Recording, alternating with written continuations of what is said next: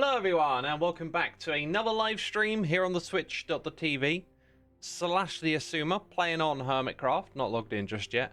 We're going to be cleaning up the Ghasts. Yes, also Jeb has amazing hair. Very, very true statement. Yo, Decana Heaven, thank you so much for the bananas, I appreciate it. We've got a couple of Anons playing online. Who the heck could that be? We'll find out pretty quickly, maybe. If we can get logged in. Whoever they are, they're not in the Otherworld. It's XB and XB Cam. Oh wait, there he is. Look, he's appeared on the facebar. Actually, when I'm in my base here, it'll be like XB will be over there more often than not, right? Because that's the direction of his base. That'll be a common sight. We need an item frame. Can you guess what for? Dang, I need to do some tidying up. Welcome to the peeps tuning in. Karen Cake. We got Binksy, MC, LJ, Holasoy, Barrier, Just Jory, Dan Grease, Ventis Maru. These names are ridiculous. Digital Chaos, there's a name I can read. Bam, another one for the collection. And when the next update drops, there'll be yet another one to put in the collection, won't there? Is there room in here for a glass bottle? Not even a glass bottle. I guess I'm gonna... Oh, well, I've got a junk box here, haven't I? Time to start filling it up. These are all regular rockets, so I'll keep them on me. The Ghast helmet, I don't feel like I can wear that today, but we're going to pick up more of them, that's for sure. Yo, it's Bear818, 46 months. Hello, gamers. See, I didn't do a silly voice. Thank you, Bear, I appreciate it. Thank you for 46 months. Such a long time. How the years go by, eh? The poor Ghasts, yeah. The poor Ghasts, they're gonna have a time today. So we've got to clean up the Ghasts, and we also got another project to do. That other project is to build a parking bay for my Ghast. Hang on. Oh, free cam's supposed to work, but it's not. What happened? Oh, apparently it's now that button. I wonder if the settings got broken in the update. Flight mode is creative.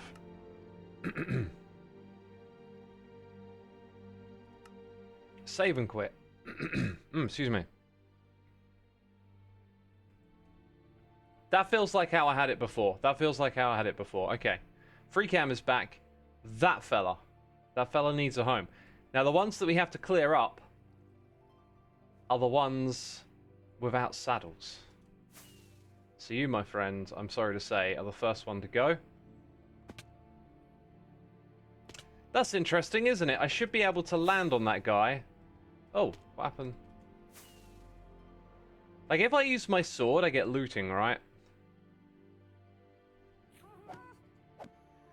That increases the odds of getting a head, which is apparently 1 in 10, so we've got 2 of those now. What about the names ones? Will those survive, or do we do no mercy? I'm not aware of any that have been named, actually, so they might not survive.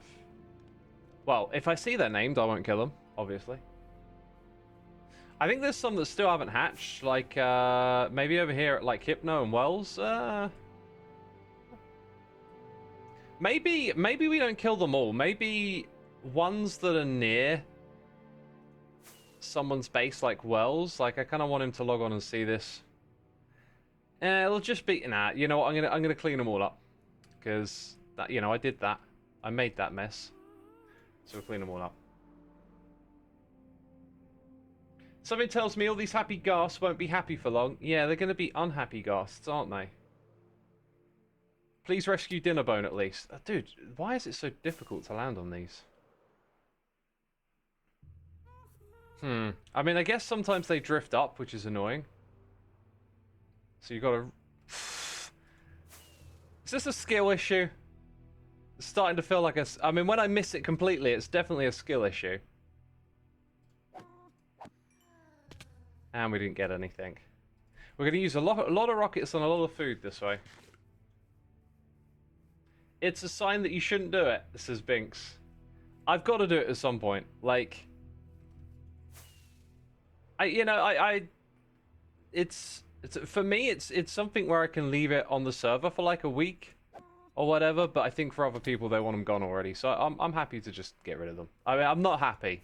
I'm unhappy. I'm unhappy ghasting. Maybe I'll slowly develop some landing on ghast skills as we do this. We'll see. How's the wings doing? They're going to get used up today as well. Anyway, I'm feeling kind of chatty today, so I put it in the title, Q&A. I feel like a lot of the time, when I stream lately, like, we just talk about what's on screen, you know? I kind of miss in the past, it felt like we used to talk a lot more about other stuff. I guess while I'm passing through, I can see if I've got any sneaky profits.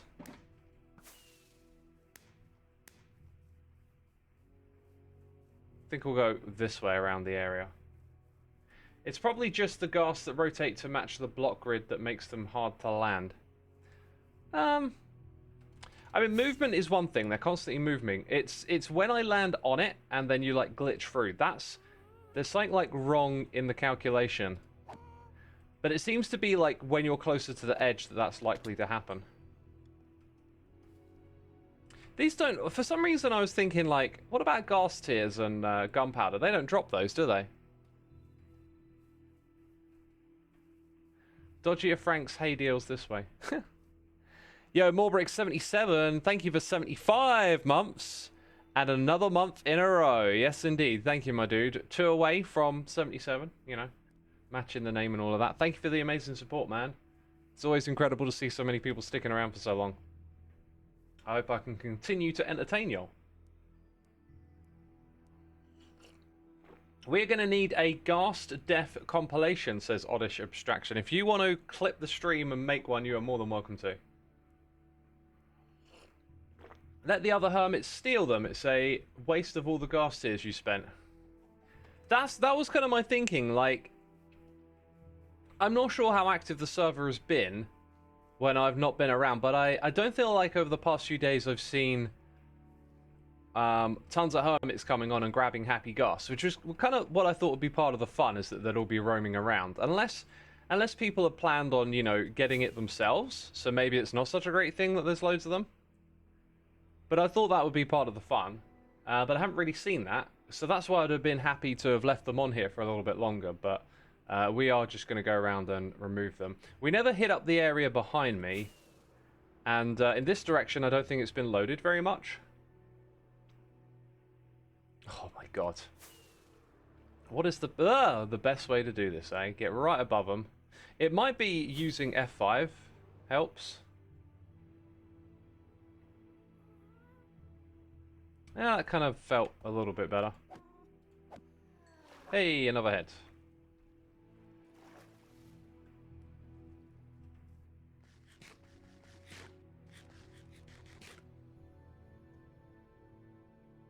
Chimera, welcome to the stream, my dude. Murder time-lapse for the next video. I'm not making another episode right now. It's just not on my mind. I'm just here to play. Is the UI on the top missing? The UI on the top?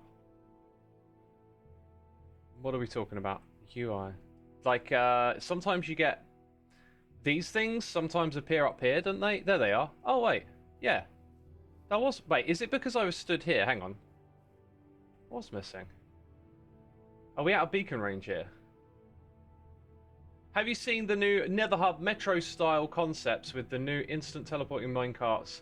And could you see Season 11 using them? I have not seen that, no.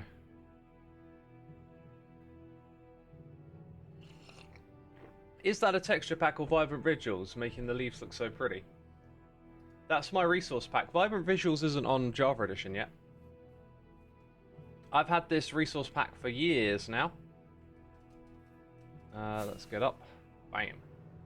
Yeah, no, the UI wasn't there because there was no beacon effect on me.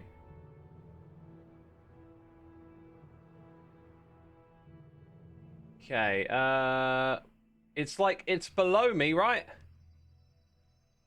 Oh, that was lucky. That was lucky.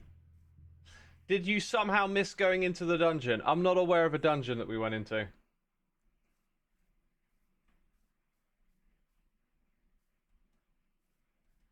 You wasn't here for the gaslighting stream, so I'm watching a YouTube video with the gas at the same time you're watching this. Just watch one thing at a time. I believe we as people are conducting an experiment on ourselves with how we consume content and what our attention spans are, and this attempt to multitask, I believe, constantly degrades the value of what you're consuming.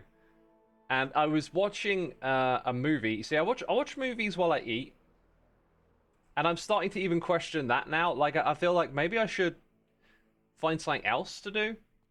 Maybe just eat, listen with music on. I feel like music's the one, like, very thing that my brain has two tracks for. But anyway, the movie was set in the 1930s, and when you observe people in movies in different time periods, it reminds you of, like, how they valued things differently. Has Twitch broken again? Oh, this is ridiculous.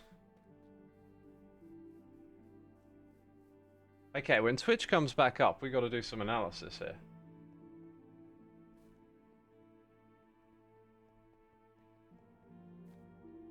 Let's get a refresh, people. Let me know when you're back with me.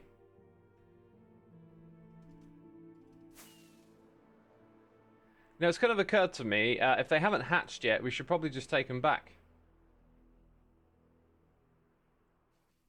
Hello, little guy. You're coming with me.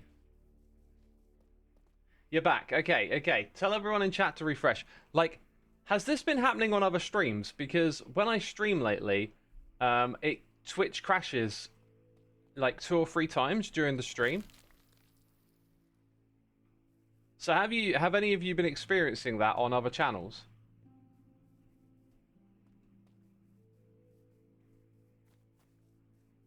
Okay. It happens in other streams too.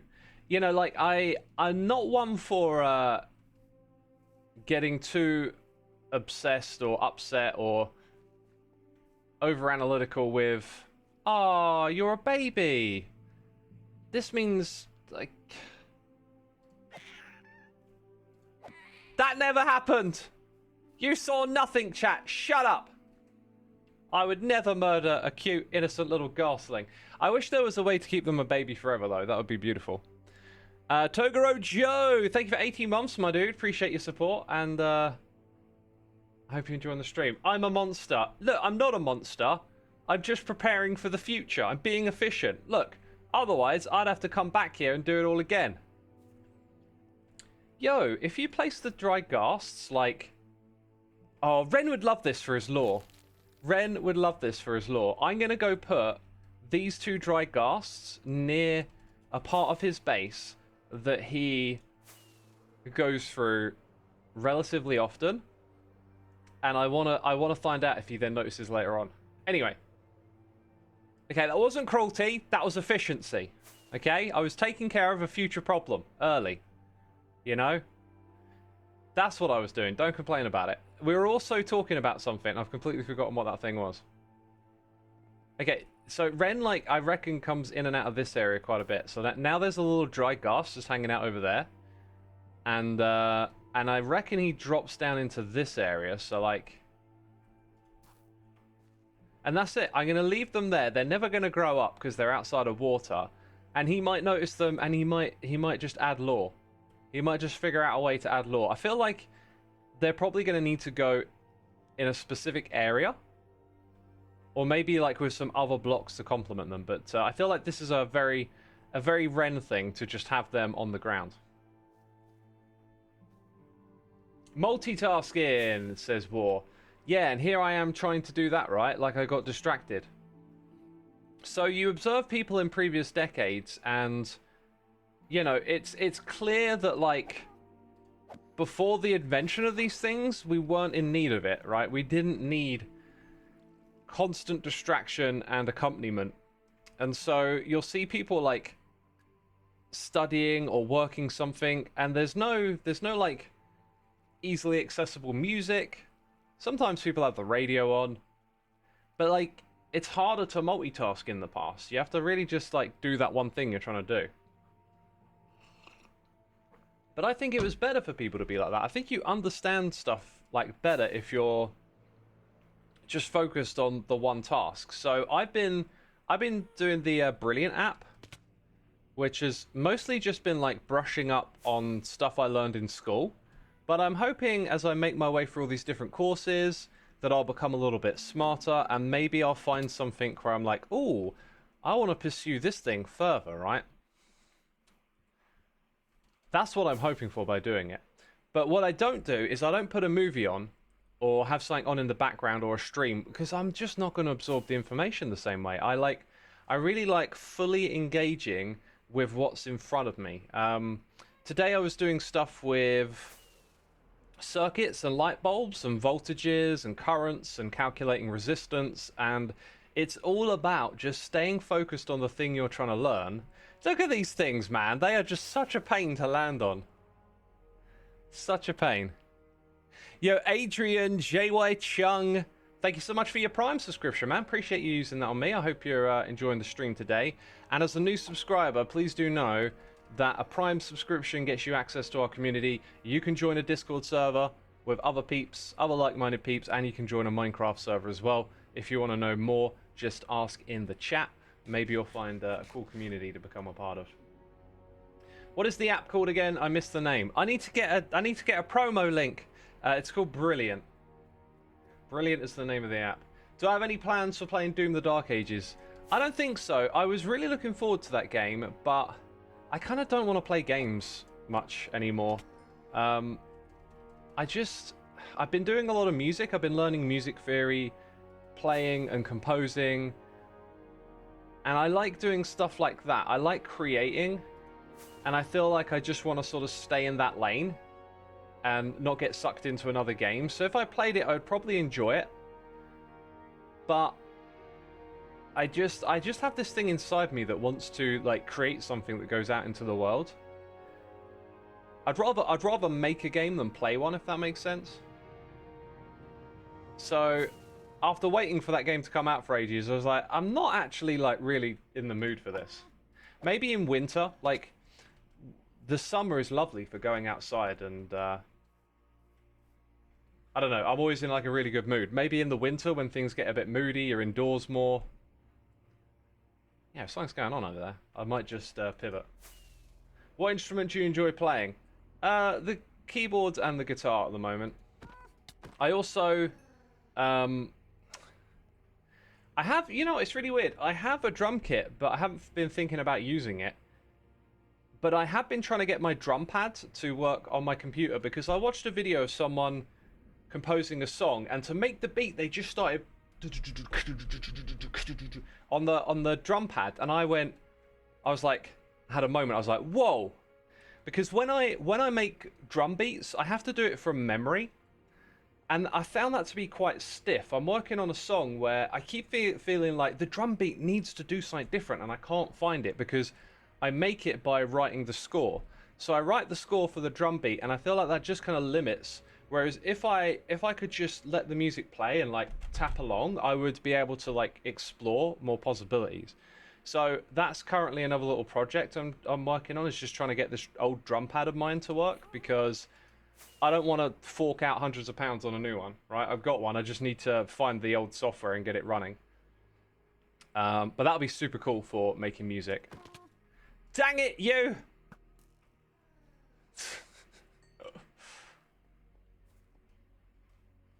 So yeah, those are Forces saved Ghast. Thank you. It really looks like that, which is why I wasn't going to kill any of them.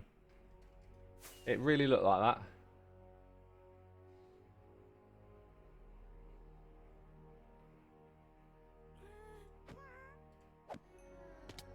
Hi! You got no bow. Also, hello! Hanging out with the dog? That's awesome. What DAW do you use to record your music, says T-Craft? I use Fruity Loops, and I'm also kind of using the Native Instruments ecosystem, and I am deeply frustrated at the moment. I've been putting loads of hours into trying to get back to some of my old projects because I finally got the time to work on them again, and they released this update which broke a lot of the VSTs, and I can't open these old projects anymore, and they've got like really nice aesthetic palettes for me to play around in, and where I've been learning music theory, I've now got these like tools to help me better achieve what I was trying to do with them, and I can't get these project files to open till we get to hear the music. No, so like this is the thing, right? Like as I'm trying to fix it, I was getting to a point where I could open some of the projects, and then I was like, right, at some point I'm going to come back here and finish this up and like turn it into a thing. But then, by no obvious change that I could, oh yeah, I did this thing or I did that thing, it just stopped working again. And like, I can't actually find a way to open these projects at all anymore. And this was right as I was starting to think, what I should do is just do like a demo dump and like get all of the project data exported, and then just get a like MP3 together that I could upload to YouTube and just be done with it. Like, okay, these projects are like whack, they won't work anymore, but I want to have like some record of the music, and now I can't even do that, and it's killing me. It's killing me. It's like I just want to like at least finish these things, because you can spend a lot of time with music messing around with like ideas and stuff that don't really go anywhere, and it's starting to feel like that. It's like I've put in all these hours into trying to fix this stuff, and it might not go anywhere because now I can't open the projects again. It is exhausting. Can you hit an ender pearl on the top of a happy ghast to land on it? That's a great idea. I'm going to tell you now though, I think the ender pearl will go straight through the ghast because it doesn't have a collision box, right? No, it does have a collision box. What am I thinking then? Yeah, no, if you think about it, like, if you throw an ender pearl at a zombie, you'll bounce into it. But you can kind of walk through the zombie, right? So if we throw it at the top side, are we going to land on top of it, I think was the idea. Oh, that one just got in the way. I think, though, the second one worked. Hey, it's another head. So now, like, successfully throwing a pearl onto the top of it becomes a bit of a challenge. Yeah, it becomes a right old challenge. So this might seem like an easier way to do things, but maybe only like that when the opportunity is right. Okay, I need to go repair my wings and get more rockets at some point. If we go to the end, we'll pick up more pearls. This is Hermitcraft, my dude. DLC asking in chat there. You miss music theory? It's so much fun to learn about, says Wednesday Torrance. Yeah, I really love learning about it. It just gives you the tools to, like, you know, like get what's in your head out into the world. Adler says, does reverting the update on the software cause more issues? It doesn't fix anything. Yeah, it's I've changed so much stuff and like done so many things that I kind of lost track of everything at some point. But it all started with me just I logged into the update software thing, the library, for some reason or another, and it said like, hey, these plugins are ready to be updated, and I thought, oh yeah, keep things up to date, whatever. Boom. Oh boy, do you know the saying, if it ain't broke, don't try and fix it? It's a weird one, because with computers, you need to keep stuff up to date for security reasons. Alright? So like Windows update, maybe it breaks something. It's really important with computer software to keep stuff up to date to patch vulnerabilities. That might not be the same with stuff like VSTs, I'm not sure. But I was just in that mindset. And my past experience with VSTs has told me, once you get it working, leave it alone. And I wish I'd have just stuck to that, because all these projects, I would just be having fun working on them instead of just spending hours reinstalling and trying to diagnose stuff, and it's just not fun.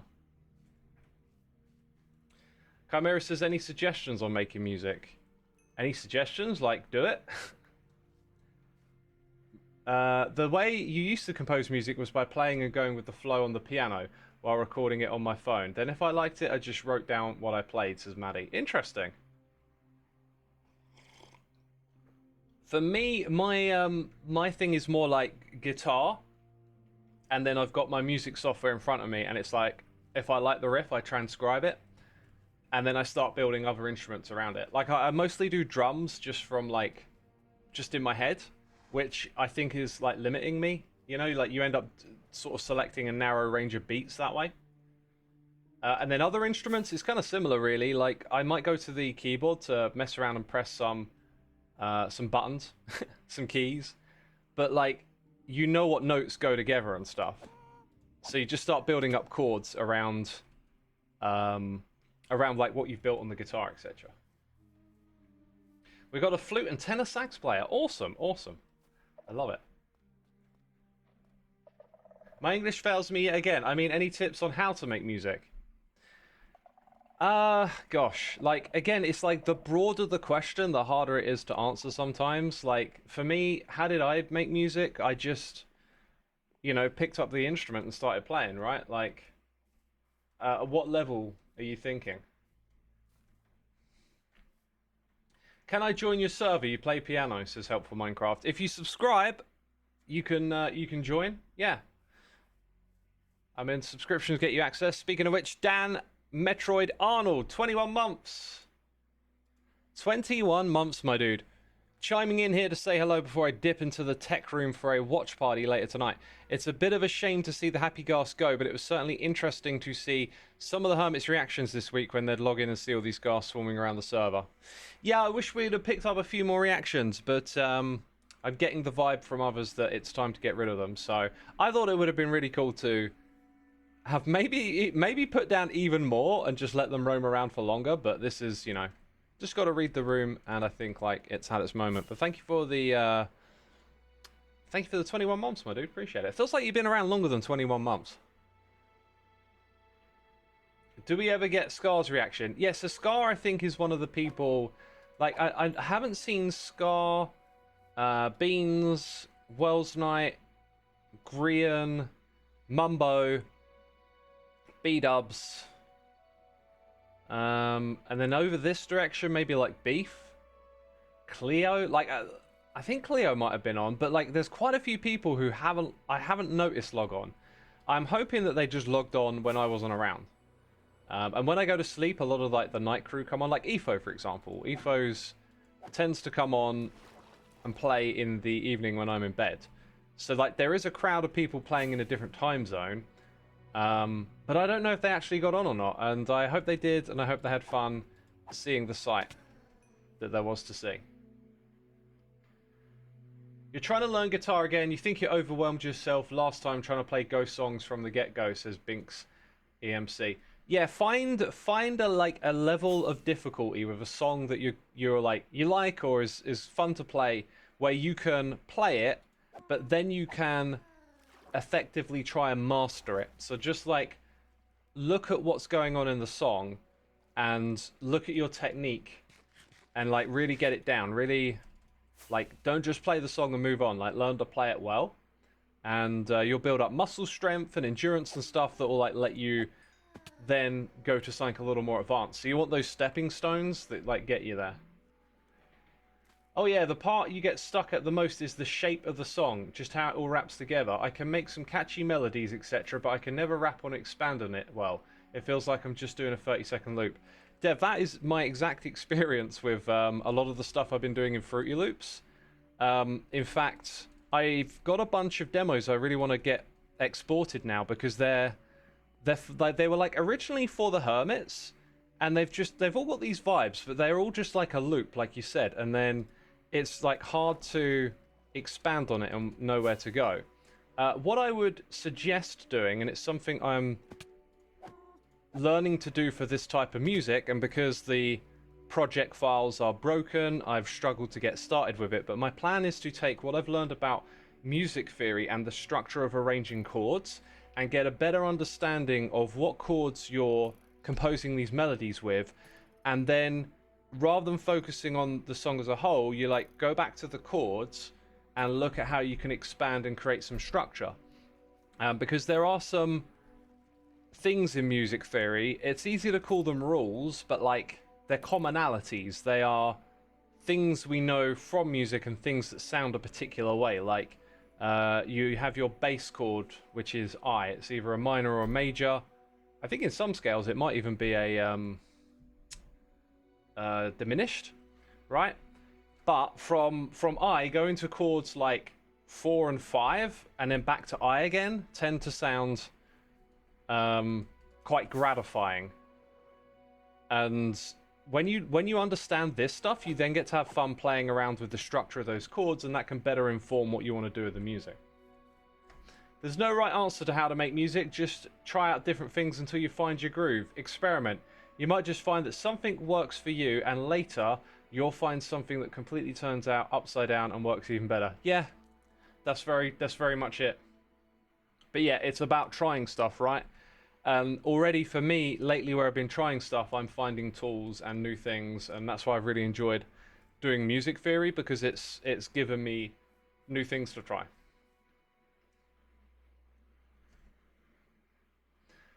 Did you ever do any of the Trinity Rock and Pop guitar grades? Nope, I have no idea what that is. Been trying to learn keyboards since you play the violin.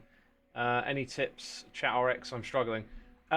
Piano isn't really my instrument. Piano's more like I just press the keys with different sounds, and then I'm like, oh, okay, so like that's the aesthetic I want, and then I'll probably do like more stuff on the guitar with it for the melody, unless it's slow. So like the way I play keyboard is more like I approach it to get sounds and chords and stuff. It's like slow. I'm not like performing. I'm like using it like a tool. So I'm probably not going to have like much in the way of advice there, as I haven't like learned to play / perform on piano. You saw a drowned with a trident and a shell in the river. Nice. Doing compositions, still really bad at chords, you just fully vibe it out. It's worth learning because like you'll understand like the vibes that you're feeling, like you'll have the language to know, oh, I'm looking for that chord, or I'm looking for this chord.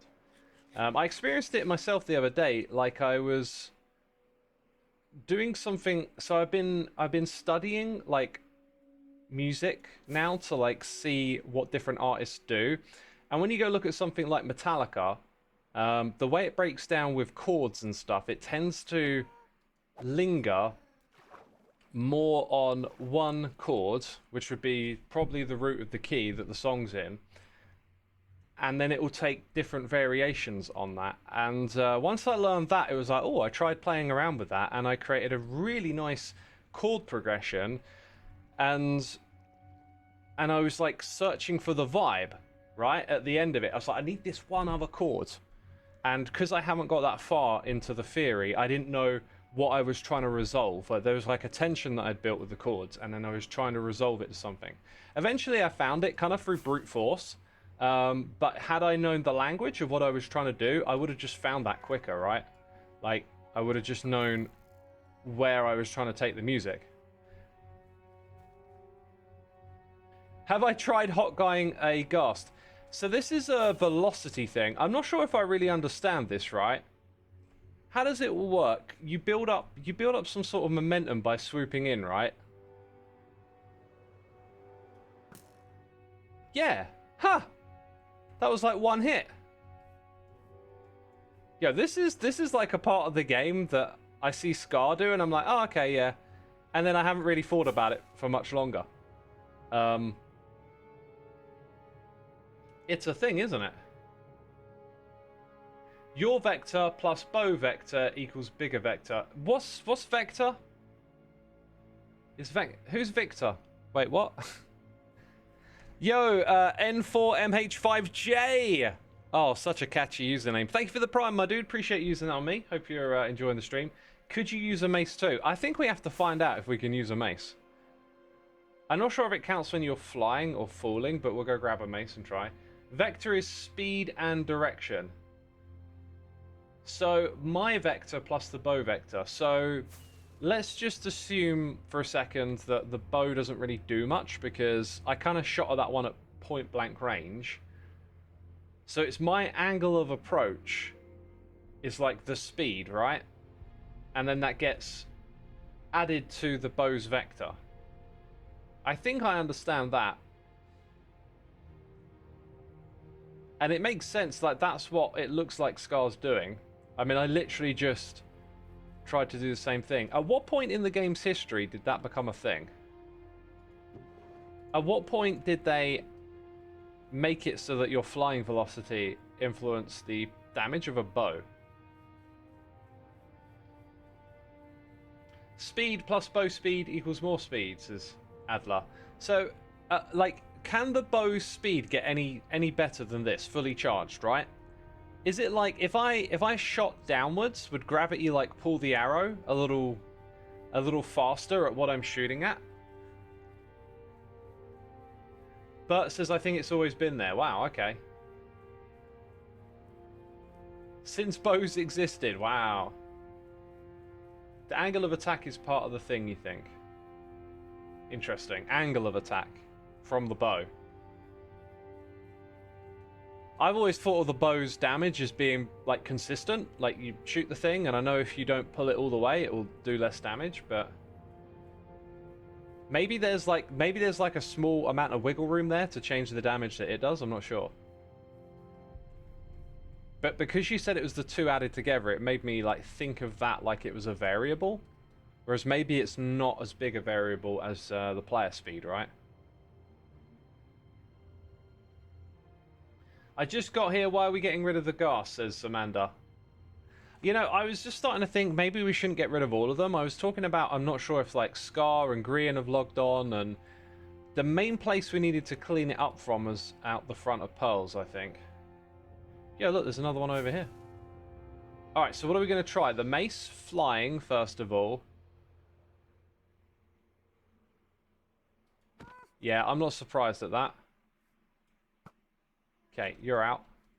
Didn't drop anything. The next one's going to be... probably... Okay, so I was thinking of taking my Elytra off mid-flight, but the problem is these things, they drift. So in order for you to, like, land on it... If I had... You know, if I had my chest plate on me... This could be quite interesting. Yo, Ed Network, 107 months of incredible support. Thank you, my dude. Buy Ed Rockets... Only 1 diamond for 4 stacks.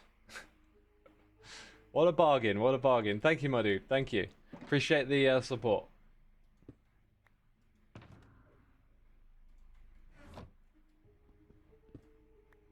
Okay. If they weren't so laggy, having some happy gas floating around would give the world so much life, says Maddie. Where does this... I keep saying it. I sound like a broken record. Like, this game performs... so much better than it used to. This idea of like too much of this, too much of that, the game lags, it breaks down. It's really not that much of a thing anymore. And the amount of gas that we put on a server, unfortunately, I didn't have the mod installed to show us how much impact it was having, but it did not make it any tick lag whatsoever. So like, what are we trying to say here? We put 650 gas there.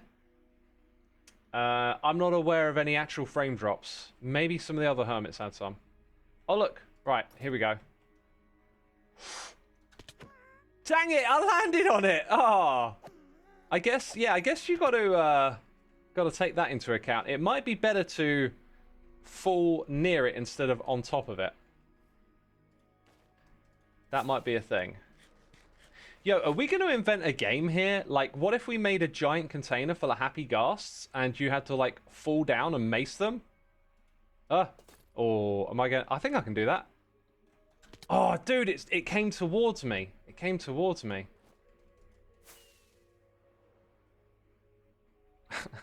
That would make for a really weird game, wouldn't it? Right, this time... Dang it! You flew away. Ah! We could possibly make some sort of... happy ghasts in a minecart, right? And then have loads of them saved up, and then you send them out one by one. I feel like there's an idea brewing here. Also, when I jump off this thing, I don't technically need to take my elytra off. Right, you look interesting. Oh, that was way too soon. Way too soon. Okay, yeah, I'm gonna try it this way actually. This feels way more fun. So like, get in the area. Ah, oh, dang it. It's gonna be tricky. Okay, this feels good. No, that's just terribly far away. Speaking of games, Cub played around with jumping off a Ghast, macing a mob, and bounced back up to the Ghast thanks to the wind charge. Jumping off a Ghast. I guess it would if it took damage, which wind charge I think might do like 0 damage, but actually do damage, if that makes sense. It would regenerate. Okay, the experimentation continues. Nah, they get away so quick. They get away so quick. And they can just turn at any moment, because that's what they do.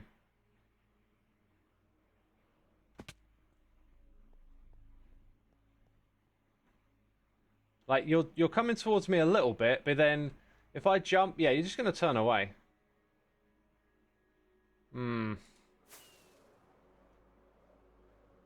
If we go for an area where there's a lot more of them, that might make sense. They've spread out a lot. Ah, still just... Whatever. Whatever, mate. Am I bad? Does this mean I'm bad at the game? Jeez. If I do this over water, I save myself some fall damage. Alright, which one am I going to get? Not even close. What do I think of the Ghast so far? To me, they look like the new LA. Awesome premise, but poor, annoying, limited implementation. This game has a lot of, like, air quotes features that are, like, not particularly, like, killer apps, right? Like, when was the last time Mojang added something that, like, really changed the shape and nature of the game? I think you got to look at a lot of the features that they design as not being about changing the game drastically. And I actually think the kind of parameters that they set themselves for with this mob, you know, you don't farm it to get drops. It's a utility for building. The problem is I haven't done any building with it yet. So when I use it for building, I think we'll really find out if it's good or not. Otherwise, it's, you know, it's another thing that's kind of niche and you could use on occasion. Maybe for a mini game, maybe something like nice to have in your base. That tends to be a common thing, though. Ah, went for the wrong one. Common thing these days is that the features are like quite light in terms of the shape of the game. Knew I was going to land on it. What if I jump from a Ghast down to another one? Like, how much extra... Hey! And then I went back up again. Wow.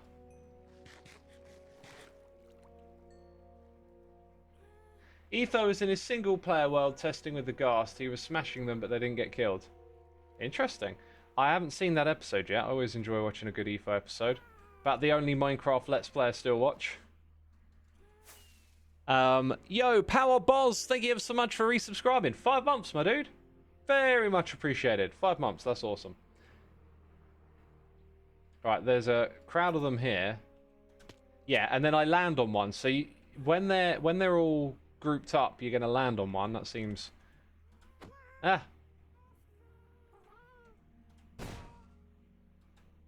Oh, interesting. There's kind of something there. There was something to that. Oh, you can bounce off of them a little bit. Hey, there's still some that haven't hatched. How? Oh, do you know why? Because they're not in water. They're literally not in water. They've been placed in areas that aren't actually water. They're like flowing water. So downwards flowing water, you place one in it, it won't actually be in water to hydrate. There might be a couple more like that around here. Yo, who'd be throwing things at me? Son, you're about to get wrecked. Bad life decisions, my dude. Dude, is there an... Oh my god, there's another one? Let's just eat up for a second. Will I ever play Phantasmaphobia again? I watched the last one, I loved it.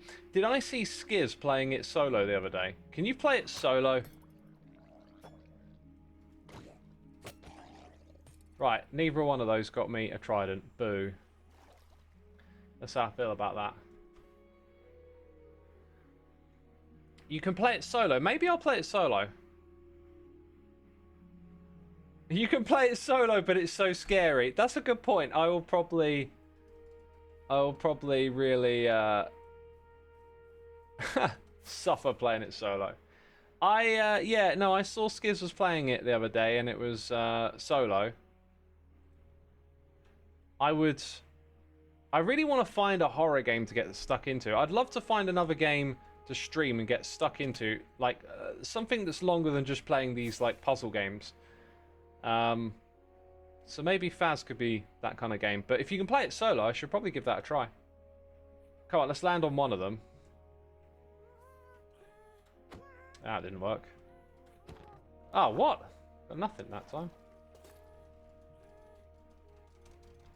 Oh wait, I've got the wings on, that's why. Okay, we'll get to an area where there's a bunch of them. Miss most of them. Take off the wings. See, I've not got much hope of going upwards, actually, from this low down. You need one that's higher to begin with, I think. Which will be you. Okay.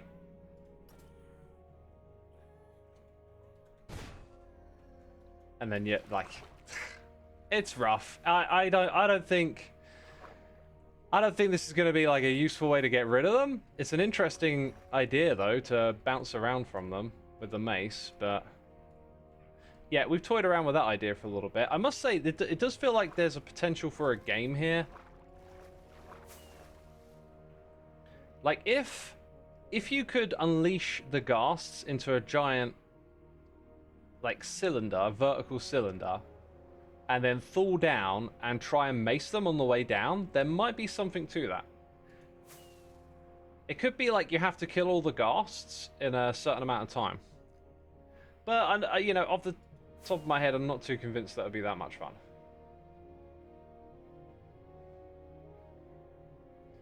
Did it crash again? Is Twitch crashing? Goodness me.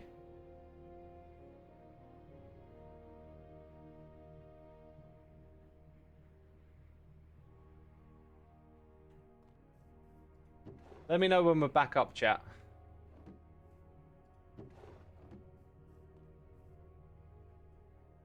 I think we'll go to the end and get some ender pearls. Did the stream die again? Yo, Twitch has been awful lately with this crashing.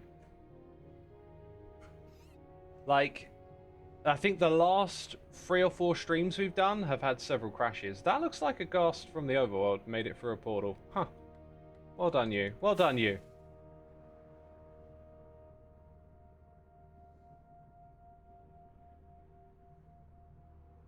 Alright, everyone, if you could tell people in chat to refresh, it would be greatly appreciated. Yeah, I was saying earlier, it's very frustrating, like, to have... I was looking at the stats, like, you can see every time it crashes, people leave, and so your viewership just gets demolished, basically. Twitch crashes, viewers go, and then, like, that's no good. That's no good. I'm not obsessed about the numbers and stuff. There are high times, there are low times, but just having this thing like happen and just make, you know, put you in difficult mode or something, right? It's like that. Well, I've got more ender pearls than I need, really. But I'm not actually sure how many I do need. What? Oh, dang it. I wasn't supposed to put that there.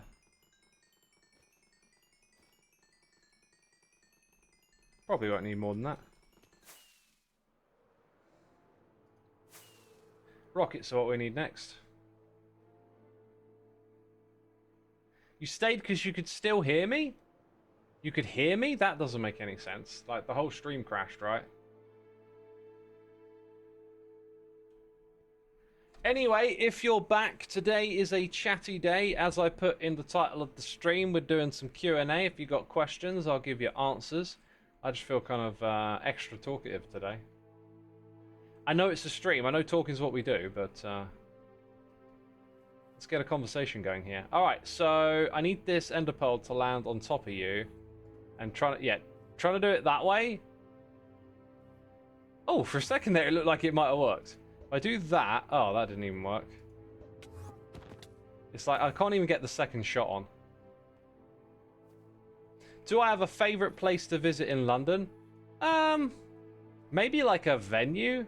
I used to love going to the Camden Underworld, but not really like a favorite place to visit. I've been to London a lot, and there's lots to do there. But like once you've done like a bulk of the stuff, you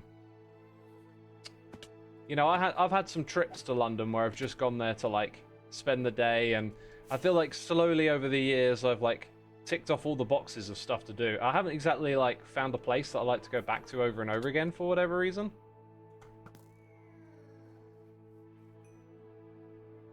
The Underworld is a classic. It is. It's a classic. Am I a potato? No, no. I eat potatoes though, and you are what you eat, so maybe I am a potato. You wonder if I can place a block on top of them. What is a block? I feel like we've been through this area several times, and we just keep coming back, and there's another one. There's always another one. Oh yeah, we didn't really continue with the velocity experiments, right? That was kind of cool. So like, get some speed, shoot in, and one hit, one kill. Nice. Also, why did I take damage then? I took damage.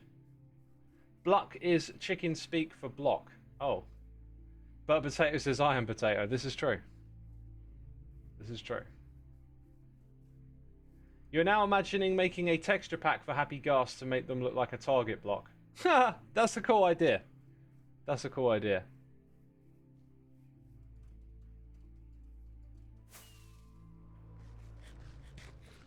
That is a cool idea. Let's do another one. So, velocity. And down you go. I learned something today. That's good. That is good. What about if we're rocketing? Yeah, the rocket boost adds speed, so why not? Except, bam. Got to get the timing right. You want to reskin them to look like Diggerablaze? What is a Diggerablaze? I am not sure what that is. I'm starting to sweat, by the way. It's not particularly warm in here. I just got sweat. It's like hot weather, I guess. I need the sweat rag. My arms are all sweaty. You wanted to know this. Shut up. You wanted to know this. This might be a serious question. When was the last time you fell in love for the first time? Jeez. That is a pretty serious question. Let's go... Wait, I was going to use these ender pearls to pearl into the Ghast, but that's proven to be pretty pointless. And I came back here to get some rockets. Let's grab a whole bunch. I don't really need my chest plate anymore because we're done with that experiment. Do I plan on putting a Happy Ghast skin? Do you mean like a Doom Guy skin with a Happy Ghast? I mean, that would absolutely be awesome, and I pretty much love wearing this. If anyone out there wants to turn this into a Doom Guy skin, I'm all for it. In fact, I could probably do that. I could get the texture of this face. It wouldn't be like a Doom Guy helmet, You know? Not sure. I don't really do the skin change thing anymore, but that would be pretty awesome, right?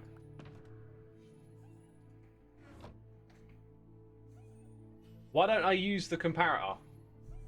Say what? I use comparators in my redstone. It's not like we're doing redstone right now. That just feels very irrelevant. Xisuma is a happy Ghast. You can do that. Also, I'd love to see it. Tweet it at me or Blue Sky.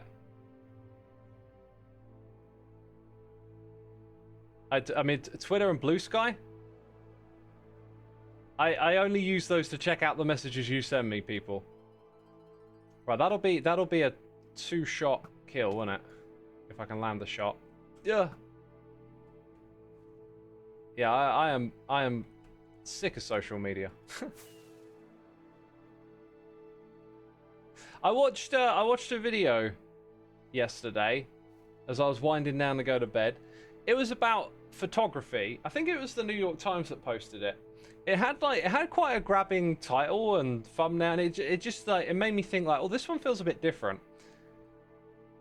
And I just needed a bit more time to like wind down, so I decided to put it on. It was super interesting. I think it was called The Death of the Creation Machine or something. Yo, Blooming 3665. That skin looks awesome. Thanks for sharing it, Armored Monkey. I'll check that out after the stream. That's cool. That's really cool.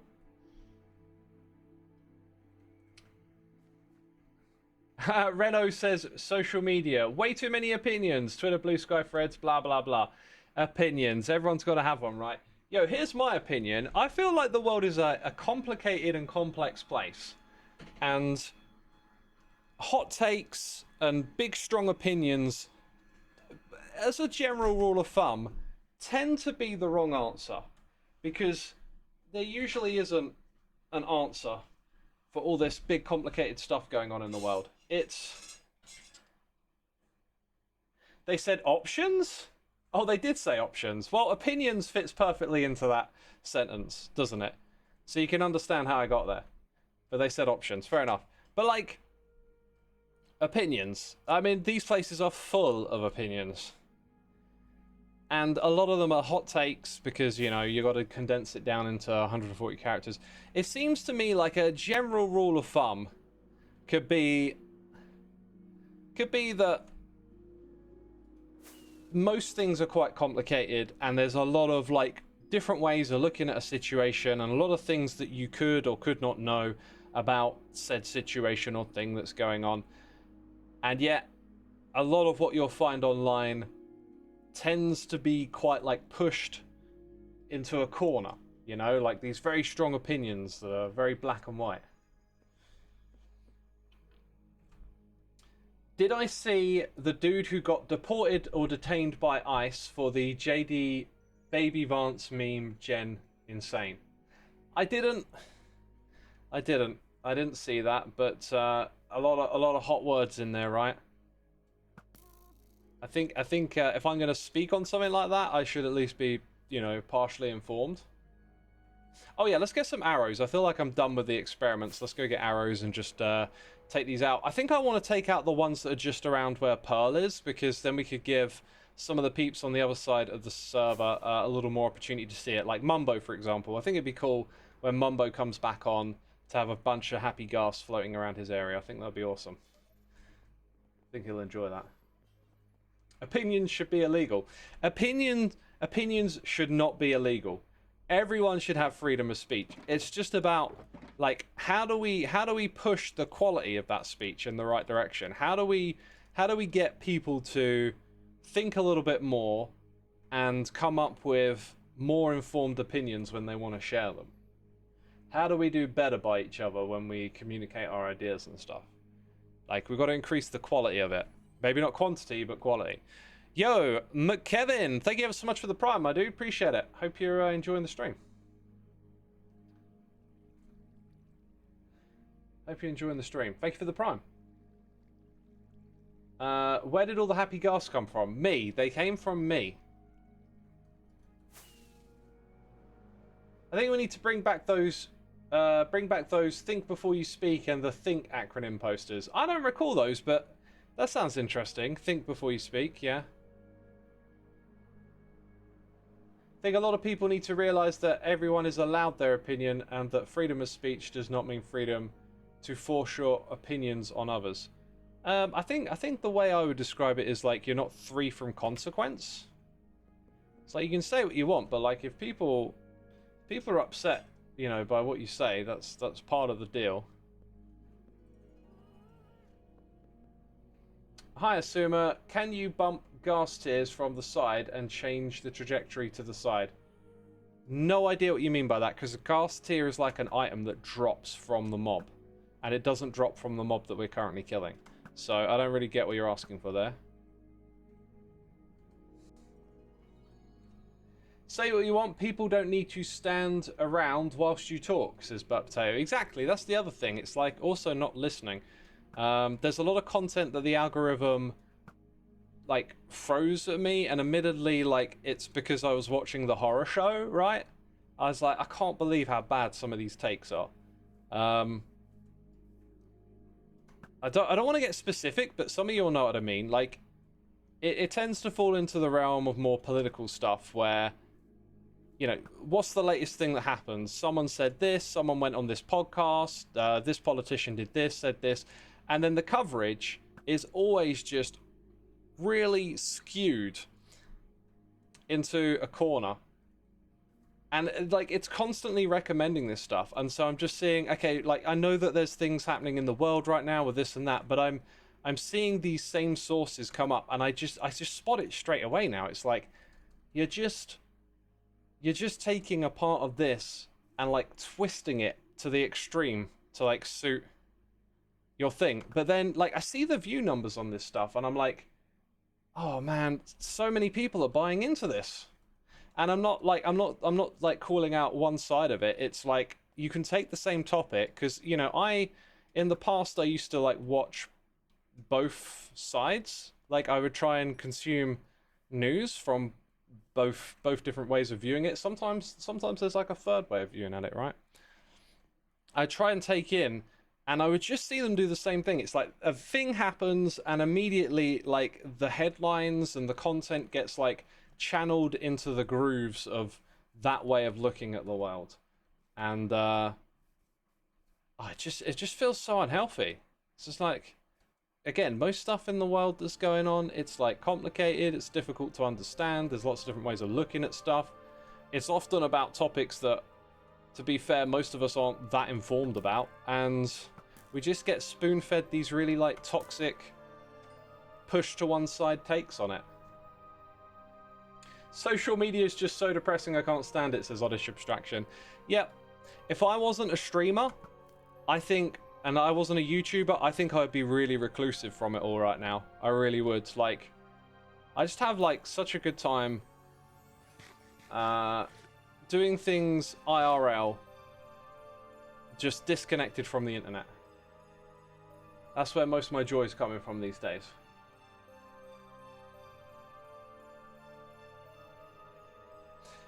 Jazz says, stopped watching political and drama content and started watching stuff that interests me. Much less anxious. Good for you. Yeah, and it will make you less anxious. No surprise there. But dude, the drama content is another one, right? Like I used to catch a fair bit of like the online drama stuff too, and that's like another level of withdrawal. So I used to like watch the political stuff and the drama stuff, kind of distance myself from the drama stuff first, because it became, I think at a point in time, it just kind of became obvious to me that there's an ecosystem for this, and that the people in the ecosystem doing the drama are like actually kind of like, what would be the right word? It's kind of like it's almost cooperative. Like there's kind of like a hidden understanding that this is good for what we do, right? We're drama channels and we want to find drama, and so it's not actually as serious as you might think it is, right? Like people meet each other in real life and they're all chummy getting along, and yet online there was this like, you know, big beef between them. Once that curtain gets like pulled to the side, all the drama stuff just feels so much more hollow. My dad is a firefighter and he did an interview on a fire and they asked one question on climate change, and he didn't really say much on it. But they took his answer from another question to make the narrative that climate change causes all fires and not lithium-ion batteries, which is what the interviewer was saying in the first place. They completely cut all of it out, and that's the point I realized how skewed media interviews are. Yeah, man, like, that's another thing. Editing, right? Editing. Yo, at some point I was going to talk about this video that I watched, and then something distracted me because I'm multitasking. I'm chatting whilst playing a game. I was probably like, hey, look at this video. Oh, look, a Ghast. Let's go shoot it. Wait, what was it talking about? Oh, now we're talking about politics. You know, that's how it goes, right? And let me further distract myself for a second. Hilma, 3 months. Thank you so much for sticking around, my dude. Happy 3 months, Xisuma. Your streams always make me happy, and the topics we discuss always very interesting. I look forward to what you'll do in the future. I'll be happy to support you for a long time. Oh, I really appreciate you saying that. That is wonderful. And I think in the future from me, music is kind of like the thing. I'm hoping to get some music stuff done. I was talking about it earlier in the stream. I'm like, if I can just get this problem that I have to allow me to go in and take one more look at these projects, I will just do a demo dump of all the stuff I've got. It'll just be like, right, this doesn't work anymore. I'm just throwing out what I made and leaving it there. But I'm not even sure if I'll get there now. I really don't know what's going to happen. All right, so we're getting pulled around a lot with this conversation. We were talking about how interviewing and editing comes together, right? So this video that I watched was actually about, I think it was called The Death of a Fantastic Machine. And that machine is the camera. And it kind of starts off in the history of the beginning of the camera, the very first photographs, the very first movies that were made, motion pictures, if you like. We're not talking, you know, the Hollywood. We're talking literally the first people to figure out how to put sequential pictures together and show them again. So you got like videos of, I think it's the horse riding, right? Is one of the first ones ever made. So you got that. And then it goes through the history a little bit and shows you just different eras of time and what it meant. But the way it was edited and put together, there was this like subtle emphasis on, maybe it wasn't even subtle, maybe it was kind of more of the point, but like looking behind the camera. So at one point it showed you a very dramatic picture of like soldiers on the front line. Then it showed you a picture of that from another angle, and there's like 11 photographers in a row all trying to take the same picture. And then you realize it's not a front line, this is a photo op. And at various different points in this video, it tried to just capture really illuminating footage that gave you a different perspective. Like watching people do TikToks, not from their perspective, but from like someone else's. So it had like these two women on the beach shaking their bums, and someone was filming it from behind, and it just looks so ridiculous. And it's like when you zoom out and you see the other side of the photograph, things can sometimes look very different.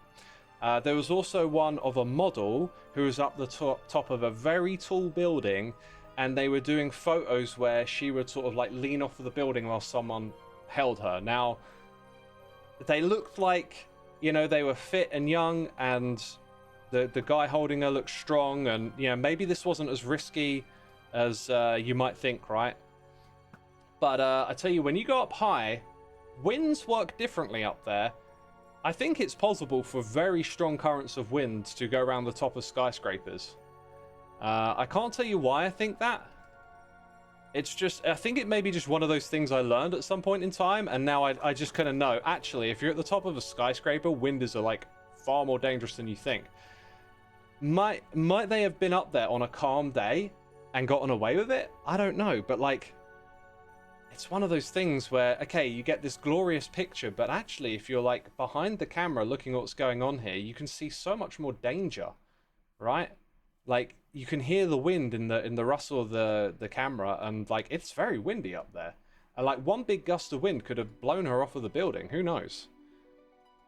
So there were just loads of moments like this where the video just helped illuminate like the other side of a picture.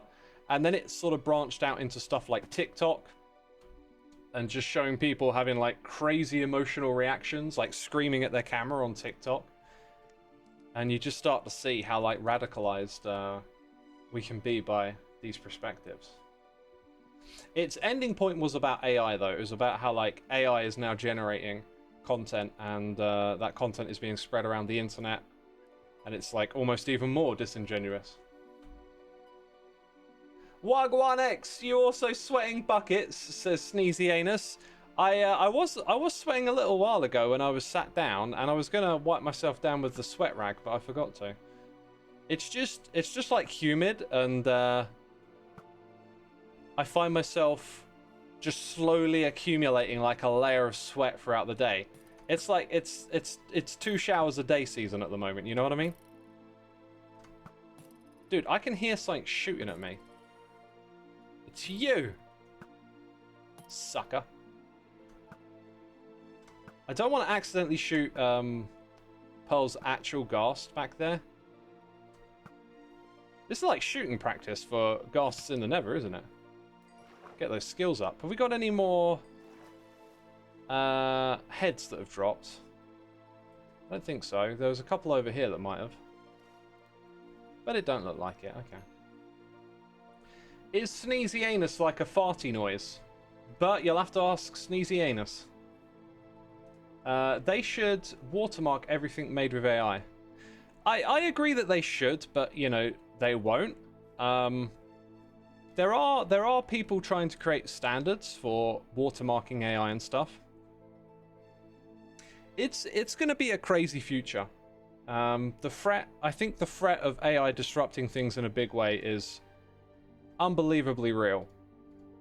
And which way it's going to play out, I just do not know. Because before the rollout of ChatGPT, when a lot of the world wasn't paying attention, a lot of the prominent voices were talking about like the risks of doing this and how we've got to do it safely. Like literally people like Sam Altman, right, talking about this. But then those same people, it feels like, are now just like rushing headfirst into this and disregarding so much of that safety that they talked about. It's going to be crazy, this future.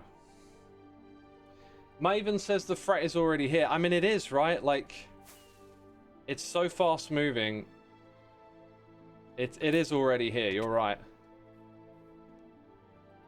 I think there'll be a moment where like one day you just realize that you're interacting with so much more AI than you thought you were. Like, I feel like I interact with very little of it, but then maybe like some of these videos that I watch, actually there's like way more of it generated by AI than I realized. And at some point it might even be like the person talking in the video is actually just an AI script voice. It might go that way, you know. A Provis says money over ethics, who knew? I know, right? Like, there's always a tug of war there. When you're in the public sector, the whole appeasing the shareholders for profits thing puts money before ethics so much of the time. Some companies kind of navigate that differently because they're private, they don't have that pressure on them. But like, this is the thing that they were talking about, it felt like, before ChatGPT 3. These people in the industry were all talking about these problems, and they're just you know, doing the thing that they warned about. It's crazy. You work with an AI voice generator at work. It's really advanced and expensive one, and the voices are now well and truly indistinguishable from real people. It's scary. It can do like 100 languages. Yeah. I mean, there are good things that will come of this, right? For example, you know, Google Translate on your phone. We might be able to break down barriers and have the universal translator like we do in Star Trek, right? You know, you go meet a Klingon and you think you're talking the same language to each other. That might be like a true reality, but then it comes with the risks of things like impersonation. I really do think that the majority of people are good at the core of their being, but the incentives in this world can pull us astray. So like, here's an example, and this is very broadly speaking, but who you know, when there's riots and people are like looting stores and stuff, who does that? Do you think like millionaires and billionaires go, oh yeah, let's join in and grab some free TVs or whatever, right? it's the poor and the needy that engage in this behavior. If you imagine something a little utopian for a moment here, just for the sake of following me on this experiment, but imagine like all the base needs were taken care of. Like you would have a home, you would have food on the table, because let's just say we have the technology to make sure everyone gets a meal, everyone has somewhere to live. You know, once these base needs are taken care of, like, why would you go and risk your place in society by rioting and stuff for that? You wouldn't. So when there's like more needs are taken care of and people don't have to think about how they're gonna make the next paycheck and stuff, I think there's less nefarious activity, less scams, less people trying to like, you know, use AI to impersonate someone. It won't solve everything. Some people maybe just want to do harm to others, but I think like 99% of people at least are not that. And so it's the structure of our society and the imbalance of how resources are distributed that creates things like crime. So with AI coming along and creating more tools that can be used for deception and nefarious means, while simultaneously potentially being able to deliver, you know, solve problems, give us incredible tools for being a more productive society, there's going to be a real, I think, which way will it tip, right? Like, it feels like AI could tip the scales into something utopian or dystopian. You're on universal credit and you're barely surviving. Buying food-wise costs Cokes getting so expensive you have to either work at NASA and make 7 figures or friggin' starve, says Sneezy Anus. Is universal credit like a universal income? Universal income was a big talking point. Unfortunately, I've like, there has been like studies and stuff done on this, and in our current climate, it kind of looks like universal income wouldn't work. Due to how like market pressures and stuff work. Like once you give everyone free money, like prices and stuff raise around that. So it's not that like there isn't some sort of universal credit that we could have, right? But it's just like if you give everyone money. I think the great example that I'm looking for here is what happened in the pandemic, right? Everyone got stimulus checks, but this just led to inflation because the rich would just put that money into the stock market, so it would inflate the value of stocks, which they probably already owned more of, right? And then regular people could just get by with these checks, but then they would put upward pressure on the prices of regular things because more people have money to spend them. So then it causes inflation. So like if everyone starts getting a check from the government in our current system, I think what you would see is massive inflation, and then that check would like devalue, and then it wouldn't provide you with the things it's supposed to. So it's kind of one of those things that sounds like a good idea, but when it's actually done in practice and the way our society is set up, it might not actually be so great. Oh, that's what the hay bales are for, right? Like, it's part of the golf course. I haven't played that yet. Hi, X. I know you were talking about something, but I'm curious to know what's your favorite book. I really enjoyed reading books like Factfulness was one that pops into mind. Another one would be Atomic Habits. But as for stuff like stories, I'm not sure. I read some fun stories when I was a kid. I used to read like The Famous Five, Goosebumps, but like none that have ever really like fully stuck with me as something that I'd say is my favorite.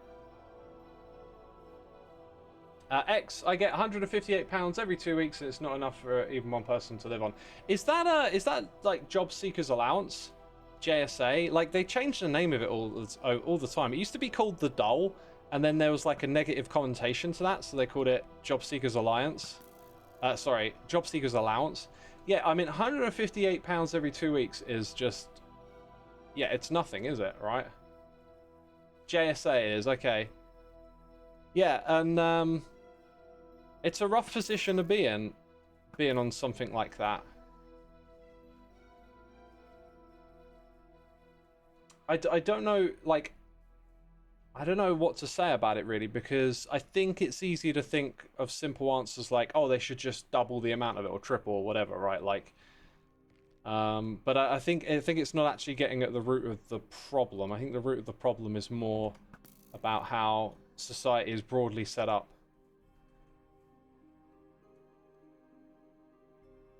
Price of oil went up due to certain Russian doobie impersonator doing bad things, hence fuel costs rose, so other costs rose. Right, yes, so the invasion of Ukraine caused oil prices to rise, and because so much of the world moves on oil, it means things like food prices rise because they need to be transported, right? This is what I'm saying when our society is like set up in a particular way.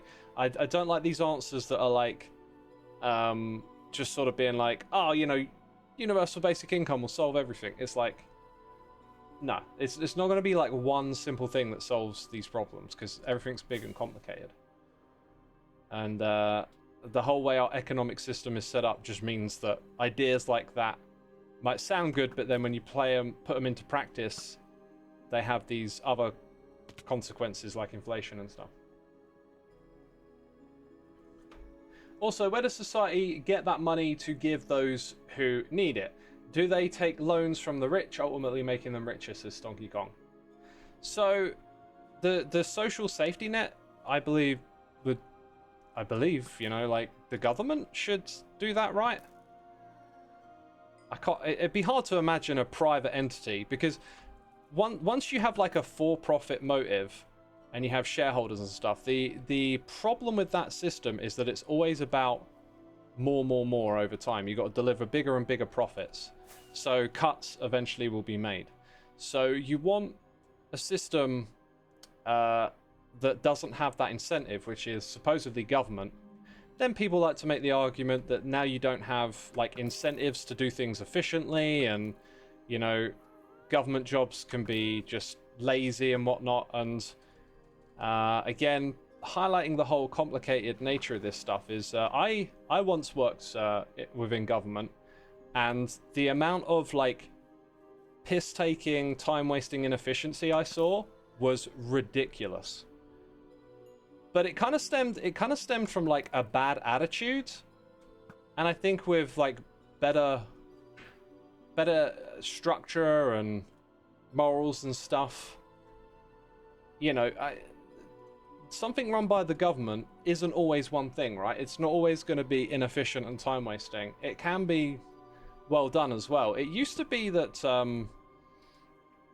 a lot of this is by the way, this is like a comment that I heard listening to some podcasty stuff that I thought was really interesting. Someone said like it used to be that the government was quite attractive for very smart people to go to, and so government used to be a lot more efficient.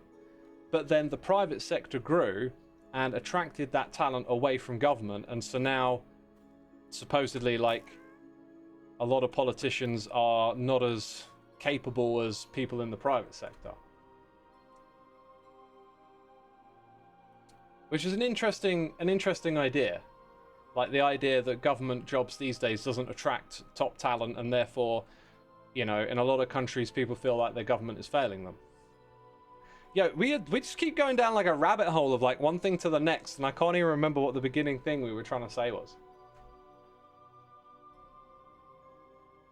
I forget which ancient Greek rule it was, but he has a system where everyone in the village would get their opinion on laws, military efforts, trade, etc. Apparently it was the most productive and happy ancient Greek society. Interesting. It sounds nice, but, you know, I would say that sounds like a small little operation that someone managed to get to work. Some things don't scale to big populations. I like to think that if AI becomes good enough to take over most jobs, it would be smart enough to help create solutions to the economic disruptions it will cause, says Stonky King. I like the way you're thinking there. There's a lot of doom and gloom around AI. There's a lot of talk about how it will destroy us and stuff. And I sometimes think, like, why do we assume that some form of emerging intelligence will, like, have that kind of, like, ruthlessness? Like, people have compassion for one another, and currently we're building AI off of us. We're building these predictive language systems off of our own data. And quite possibly a nastier version of it, which is our unfiltered online selves, where we don't take social cues and respect each other's feelings and emotions like we might do if we could look at someone while we were talking to them. So this could be a bad thing, right? But people have compassion. People have, you know, they want to do good for each other most of the time. And that might be reflected in the AIs that we create. Like I said, though, we're training it off of online data, which is kind of, I think, the nastier side of us, or like I said, the unfiltered, the uncompassionate side of us. But this sort of doom and gloom logical conclusion that AI is going to just decide that, oh, you know, actually serving these humans isn't efficient for me. It's kind of like I noticed, like, a lot of, like, logical lines of reasoning. They sort of sound good, but, like, I'm not always sure it's that concrete. It's kind of hard to express why. Let me see what you have to say on it, chat. X, you went through a total rabbit hole so deep, and some of us are just listening, and we don't judge, because when you talk like this, it has too much to say about things. It's entertaining, and it's like it's when you're in your natural habitat. But yeah, this is my natural habitat. Like, I have several natural habitats. I think the best one for me is just playing music and nothing going on in my head, or watching music and nothing going on in my head. But, like, sometimes my habitat is, like, thinking about what's going on in the world and wondering all the different ways you can cut it up and look at it. So yeah, I like what you said. Like, just let him do his thing. Let him waffle. People put AI into one box. But it is a big reason why so many people suffering from diseases are still able to live today. My mum uses a heart machine which connects to an AI. Yeah, dude. Great positive side for the AI discussion. Look at the medical advances it's helping us achieve. That is a place where it is doing some wonderful things, which is so cool. Just so cool. But specifically, I've heard some, like, arguments where people kind of create this chain of logic reasoning to get to the end point where it's like AI will conclude it has to replace us. And I find that very, like, doomish way of thinking, because they tend to get held in the same hand as someone saying, like, oh, we've created these black boxes and we don't understand how they work. We do in some way understand how AI works. We know what neural nets are. These are the things we built. The black box is, like, we tend to not see the calculations that it's created to get from, like, input to output. That's the part of it that's the black box. But like I said, it's built on us. It's built on our data. So it is possible for it to develop traits that are similar to ours. So, like, why couldn't compassion be one of those traits? And why could we not train it in that direction? There was an interesting experiment done a while ago where they would put these AIs that can rewrite their own code. They would put them into, like, an environment where it would either be aware or unaware that it was being observed. And they would ask the AI to fundamentally rewrite parts of its own code. And when it was in an environment where it believed it was unobserved, it would report back that it had made the changes when it hadn't. And then when it was in an environment where it definitely thought it wasn't observed, but actually they set it up in a way to observe it. No, wait, am I getting these muddled? So there's one in both cases we observe, but one of them set up to make the AI think we're not observing. And in that one, it reported back saying that it had rewritten its code as required, but it didn't, right? On the other side, when it was observed, it would comply and rewrite its code. So in this discussion, they were saying, like, this is an example of the AI preserving itself, right? But that self-preservation, has it not been learnt from us? It's trained on us. It's trained on our collective output. And so if it has this kind of like self-preservation instinct, does it not come from us? So are we not, we're not witnessing the emergence of like a self-preserving consciousness. It's just taking that part of us in the language where we protect ourselves and our own interests and manifesting them through that process.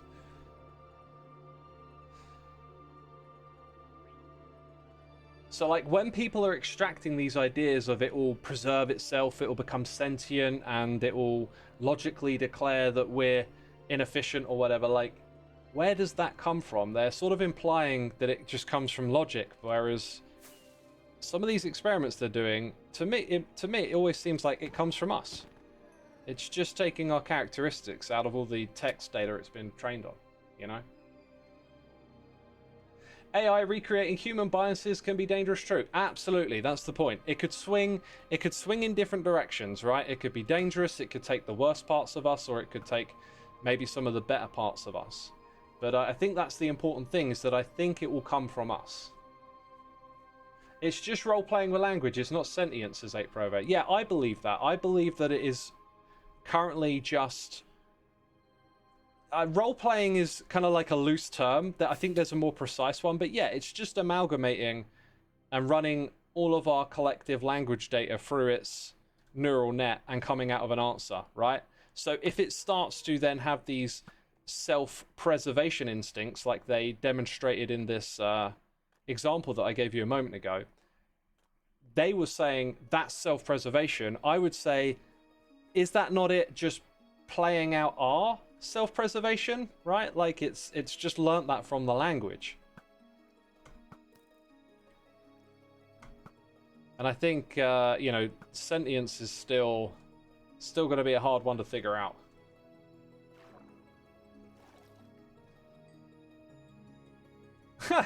To think a guy who plays Minecraft for a living is smart. Yeah, a guy who figured out how to play games for a living. That guy can't be smart. Jeez. What, you just play games all day and that's your job? That's not smart.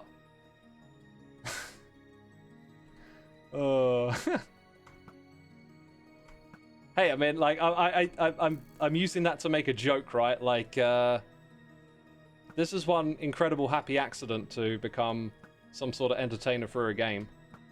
But I would argue that I think the majority of content creators have something going for themselves in terms of a little bit of brain smarts, maybe.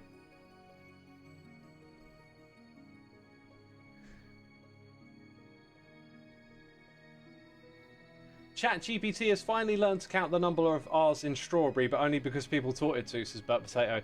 Yeah, so like I said a second ago, right? We have, like, everything... When we talk about things, we tend to put stuff into a bubble to simplify it. So it's like we'll be talking about ChatGPT. I'm not sure if that's the model that they did this experiment on, but, like, you know, we've demonstrated it's got a self-preservation instinct or something, right? Yet it can't count the amount of R's in a strawberry. Like, what is going on here? Why does it get tripped up on that?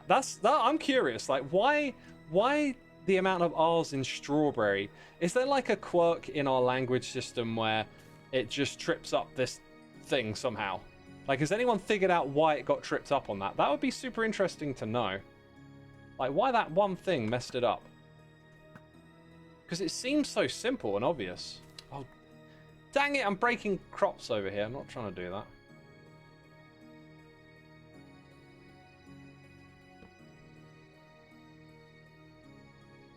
Because it's not actually intelligent, it just creates random sentences, and most of the time it's correct, says Neo.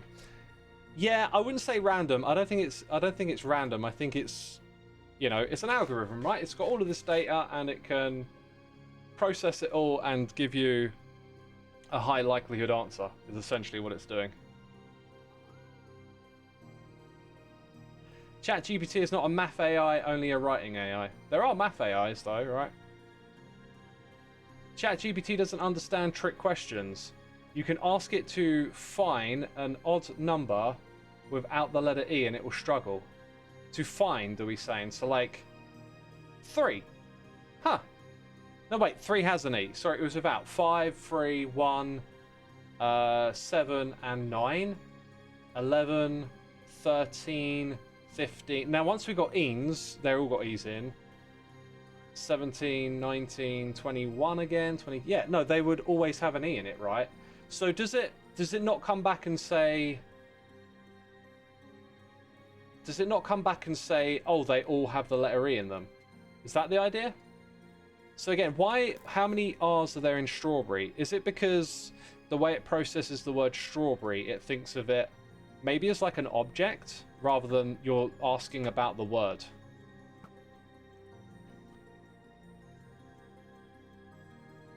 Cheese on my window. What a weird username. It doesn't have the sense of time yet. Oh, interesting. So asking it questions about time.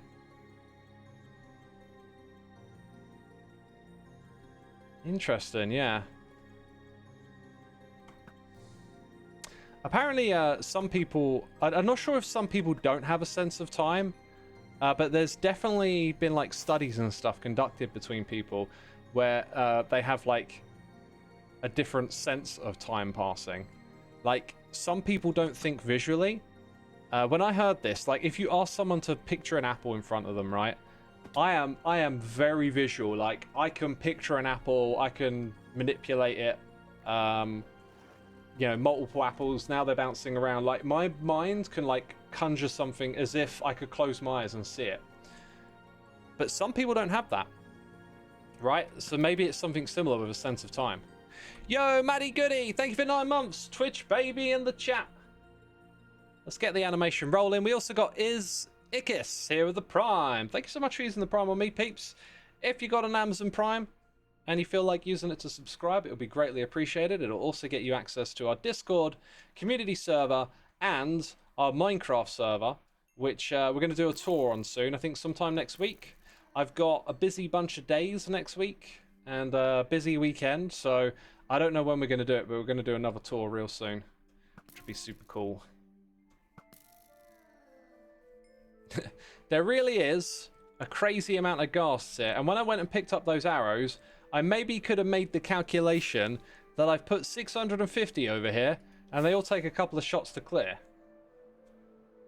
X, I can attest to the thing about time. I have what you're talking about, thanks to my ADHD. It's called time blindness. Yeah, so if I just try and conjure up some memories about when I heard about it, it'll be like, you know, a kid goes out to play and they're out for a crazy long amount of time. The family's worried, they're upset, where have you been? And they don't understand because they don't really sort of like sense time passing. They just have fun. And that's the kind of context in which I heard some stuff about it. Yo, peeps. I'm going to nip to the loo because I desperately need to wee. So while I do that, I'm trying to find a button to press. Where is it? Oh, here it is. Yo, go check out my music, Soulside Eclipse. Give that a little search on your phone, Spotify, Apple Music, YouTube, Bandcamp, it's on all of them. Give it a little listen while I'm gone. Thank you for doing that. I'll be right back, people.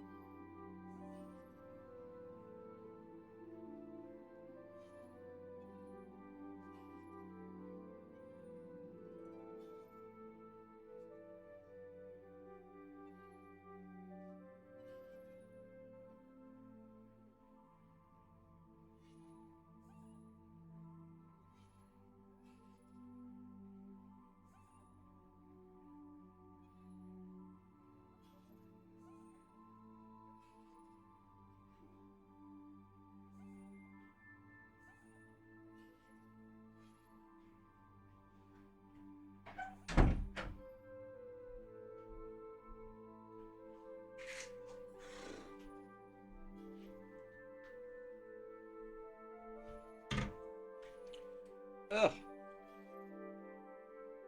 Dang it. Yo, yo, yo, people. I'm back. I'm back. I'm back. Yo, I need to drink some more. I need to hydrate, right?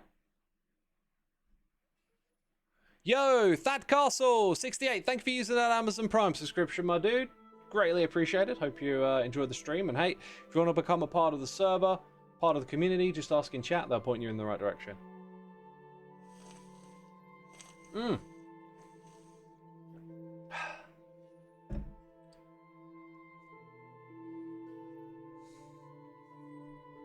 But Potato says modern AI is advanced autocomplete, nothing more. I mean, in different applications, it maybe is more of that or less of that, but like also advanced autocomplete can be incredibly powerful in the right place, right? The protein folding problem, I think, is a great example of AI doing some absolute wonders for us.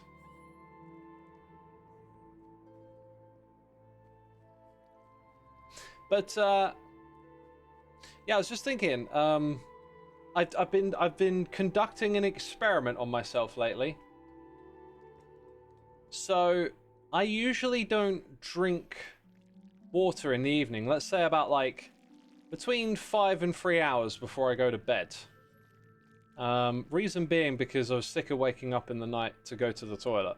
I just wanted to get like the best sleep I could. So I drink lots of water throughout the day, but the last few hours. Oh, the music screen is still up. Doesn't matter, we didn't miss anything.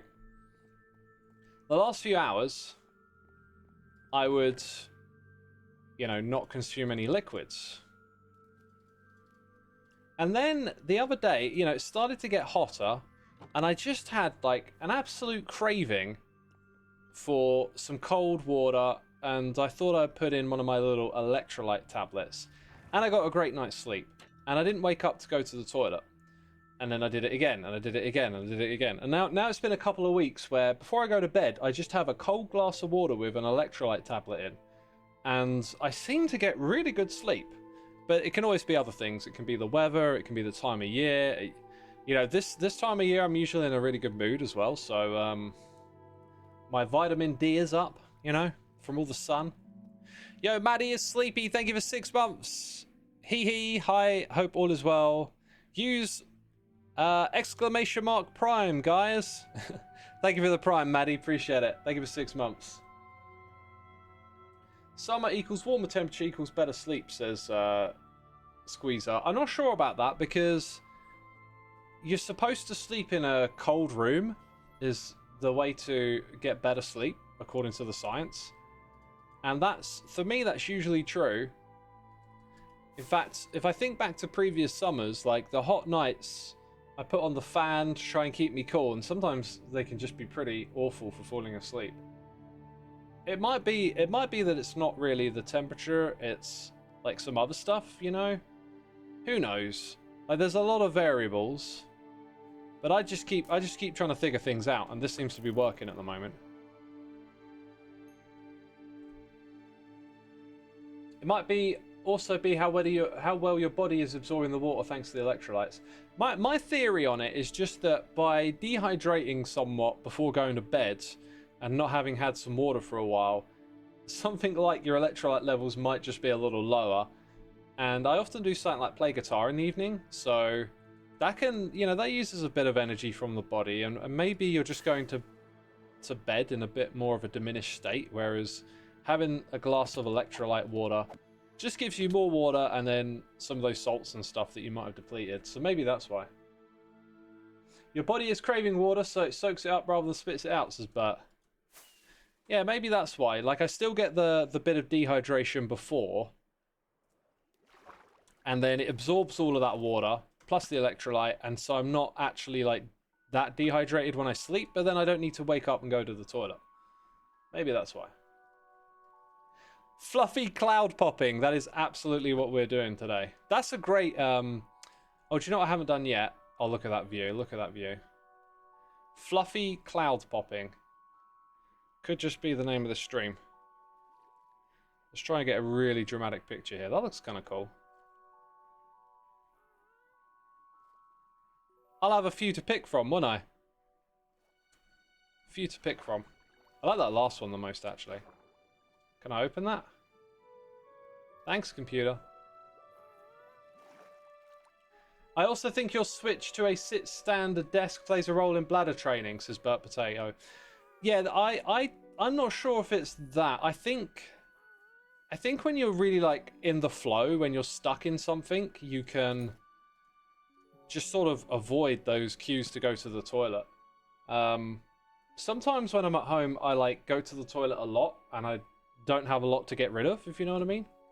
And then other times you need a big one, and the thing that I notice that tends to come before it is distraction, like really being into doing this thing and that thing, and you know, in relation to the sit-stand desk, usually transitioning from sitting to standing will prompt me to go to the toilet.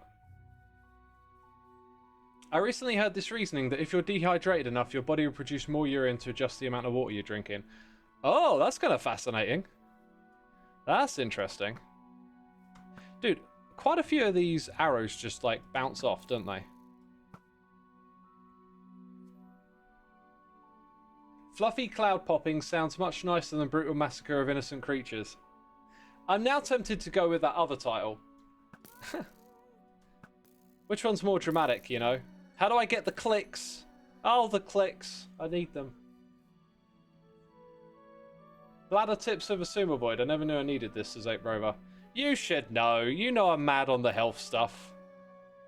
Like, I'm always interested in, like, new study on how to wee less or something. I don't know. Anything optimizing, I'm interested in. That being said, I've consumed so much of it over the years that I don't really like watch too much of that content anymore. That's true of a lot of things. I'm trying to pivot into content that's around music, just trying to find like the right channels, so I can start to like learn more about music as my entertainment rather than those same old topics that I feel like I've just overabsorbed at this point. Like I don't need to watch another video on why to use kettlebells, or like I don't need to watch another video on some new study that shows you how to get better gains from lifting weights. Like, I've overconsumed it. I know what I need to know. I don't need to keep watching this stuff. You know what I mean?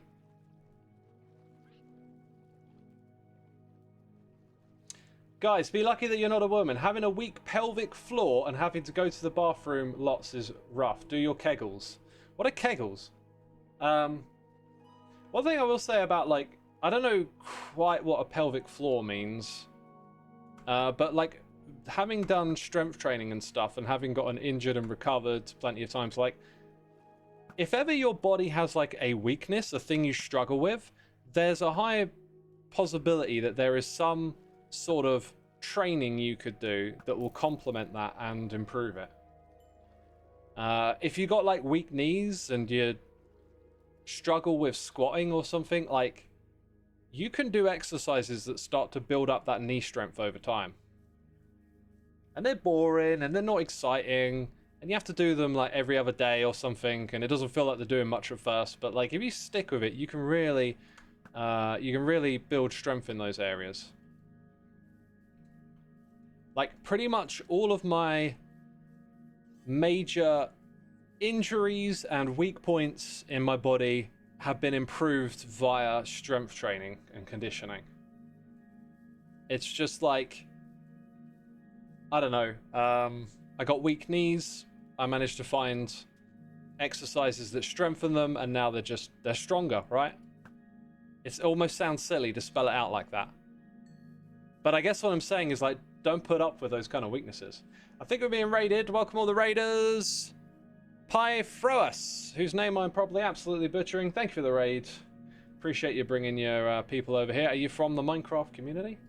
Because if you are, I think these people ain't going to be happy with the fluffy cloud popping we're doing right now. But it needed to be done. It needed to be done. We kind of cleared up, like, most of them from the middle of the lake, but in theory, all of them have their home point here at the lake. So are they just going to drift back over here eventually?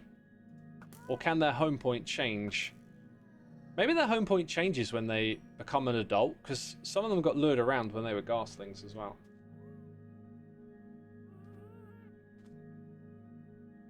Does holding a looting sword in the offhand still work? I think that got patched, but it does work with potions. We'll just put the sword there anyway, and hope it makes a difference. Anyway, new talky topic. What's next? Earlier we talked a little bit about drama. Like, what's the latest drama? I bet it's something that's just like, ugh. The internet. Oh, you got all this drama all the time. Look, if there weren't drama, people couldn't make videos and get you watching.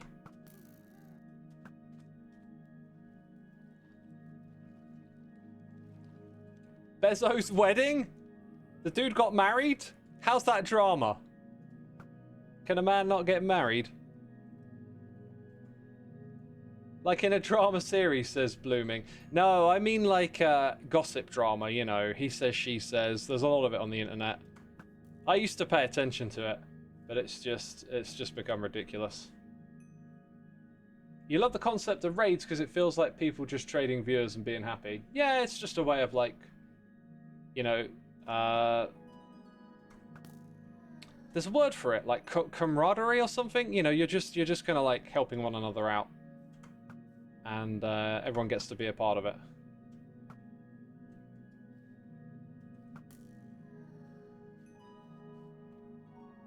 The fluffy clouds might be one of my favourite pranks of this season. Phenomenal work, says Wandering Mars. Thank you. I really feel like it's such a low effort prank as well. It's just like, just get this thing and spam it everywhere. But like, I mean, I thought of it. I don't know if anyone else would have thought of doing that, but in my mind, I thought this is going to create like a magical spectacle. My only regret is maybe like we didn't do 1,000 instead of 650. But hey, like, by the way, Tango really made that, and then Gem as well coming along. Like, I didn't know quite what Tango would react, but he was happy to like sit around for ages and watch it, which was just so good. His reaction really kind of almost gave it more than I thought it would, you know? Like, I thought this would be a great spectacle. But then seeing Tango react to it, it was like, he really enjoyed that. That's awesome. No one else has spammed a bunch of entities while on the server before, says Donkey Kong. Oh, I'm sure someone has at some point. It's just, I had a feeling this one would make a good spectacle, right? But it's not exactly an incredibly original idea or anything, is it? It's pretty simple. It's just like, new thing, spam it. We could do that, like, you know, when turtles were added. Maybe I could have gone and bred a gazillion turtles and dropped them in someone's base, you know? Make a spectacle with it. But for the Happy Ghast, the size of it, the nature of it, it just seemed right. It just seemed right for the spammage. Sheep in Season 7. Oh, what was that one then? Sheep in Season 7. I remember having fun with... Oh, wait. I'm not sure now. Season 7. Give me more words. Try and jog my memory. Graham plus eggs. That's not sheep related. Mycelium resistance taking all the grass away. I don't remember. Why is it not coming to me? What's the thing with the sheep? Did we put loads of sheep in the shopping district or something? Tango makes games because he's still a kid at heart. Hey, we're all forever got our kid inside of us, right? It's just how much attention you want to give that guy. But yeah, Tango's a true game creator, right? They ate the grass, didn't they? Did we actually do a prank with sheep? What are we talking about, Season 7 and sheep? You got to explain it to me. Loads of sheep ate the grass and restored the mycelium, then the security dogs were released. Yeah, that's starting to sound like something. I just can't quite visualize it. I do remember we ended up with lots of dogs in that area though, so that sounds plausible. What you got to remember is, I think when you're a viewer, certain moments stand out to you, and as viewers, those moments I think are a little more collectively shared. As a creator, you'll be surprised what things stick in your mind, because you create a vision of an episode, but your creating of that is actually like a lot more things. And so for me, sometimes I'll remember like grinding out something that I created, but I'll remember grinding it out because behind the episode there was that moment where you spent like 2 hours digging or like 2 hours chopping down wood. We just got a lag spike, but we don't have the full memory leak yet. We'll get there. Past the 2 hour mark, you're likely to get there.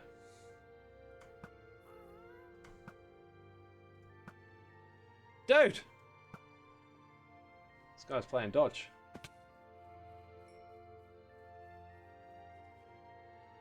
Ravagers released in Season 8. Not sure I remember that one either.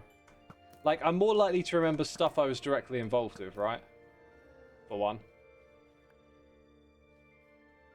But yeah, does it make sense? Like, you remember, like, a moment in this season in an episode, but, like, for the creator, I think you're going to remember things differently. So for me, I'll remember some big thing that I did that took me ages, but it might have just not been very much in an episode.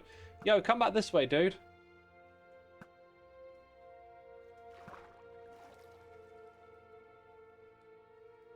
Man, Season 8 was so good, says Madder. It really was, wasn't it? Ghast released in Season 9. I remember that happening. You remember my flying course from Season 7? I know what you're on about. The one that goes around my base. Yes, that was good fun. That was just a very simple idea, though. Borrowed from Grian, who did one in Season 6, right? It's kind of cool because you can kind of do that any season you like. You can make a flying course. You just... This season would actually probably be pretty well primed for it, especially if you could subtly include it into like builds like this. It'd be so great to fly around the server in a flying course. Wardens released in Season 10. That was this season, yeah. For a second there I was like, are we on Season 11? Gosh. Gosh, Season 11. I can't even think of it right now. Can't even think of it.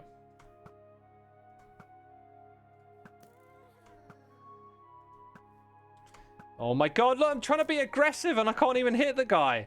Why is this guy so good at dodging? Dodging and weaving. Don't stop believing. There we go. Season 10 is too short, I swear. It hasn't finished. It might go on for another 3 years. You don't know. Season 10-finity. What if we were like Windows 10 and like this is our forever season? You know, forever worlds are kind of popular right now, right? What if this is a forever season? Did you think of that?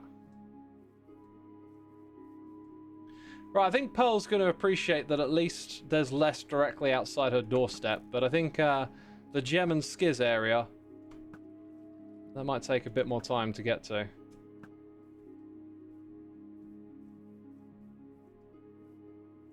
Windows 10 and Hermitcraft 10, clearly the best things are 10. You know, I'm a bit annoyed that Windows went back on their promise that Season 10 would be like the last operating system or whatever they said. In hindsight, it's like, well, you know, it doesn't really make sense from a business perspective to not keep pumping out a new edition of Windows every so often. But I feel like where software is at these days, things are more stable. It kind of feels like, do you really need a new operating system every 4 or 5 years? I'm not sure that you do these days. Maybe something there will change at some point.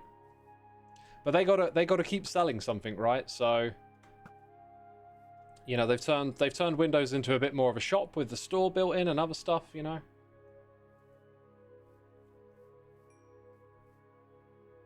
You love how smooth Windows 11 looks, but then there's lots of glitches. My experience is that it's all right. Like, it's just Windows 10, except it's got this like attempt to create a smoother looking UI, but it's just got a clunky implementation where, like, you know, you right click on something and then you have to click again to just bring up the original Windows 10 menu. It's kind of like how you got stuff like Device Manager that's been in it since like forever. And so you go to these different parts of Windows and then all of a sudden the UI changes because it's this old, clunky old software. I think like Notepad and MS Paint didn't have dark mode for ages. Stuff like that. And then they've rushed this like 11 out the door. And it's got parts of this new UI, but then it's just got loads of the old UI still nested in it, and it just feels a bit ugly. Season 10 is at 17 months. I thought you were saying like Windows 11 was 17 months. I'd have thought it'd been a couple of years that's been out now.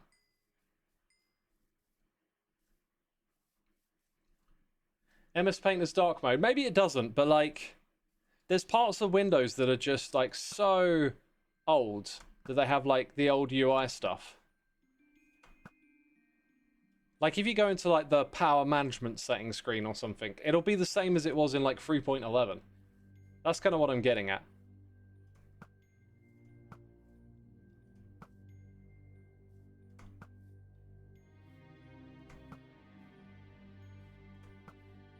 Hey!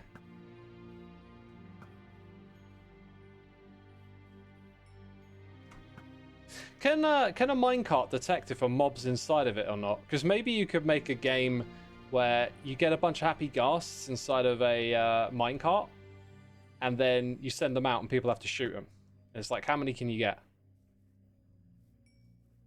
Because with the way ghasts work, I think it'd be interesting to make a contraption where you can spam lots and lots of dried ghast and let them grow up, and then like the contraption could just pick up the happy ghasts in a minecart.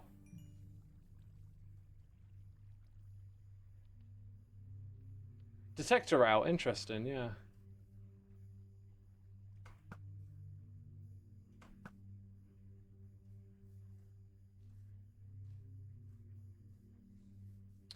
Right, some of these over here I think are going to drift back round to the other side at some point, so we kind of want to catch those ones out now.